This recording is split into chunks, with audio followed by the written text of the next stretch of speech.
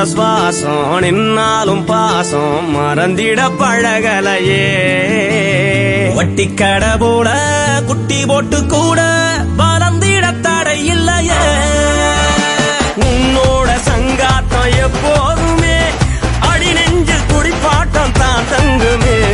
இந்நாள போலத்தான் என்னாலுமே புதுசாக பொறக்கட்டும் நம் சொந்தமே. பெத்தவன் பேச்சையும் மத்தவன் பேச்சையும் மண்டையில் எத்தினதில்ல.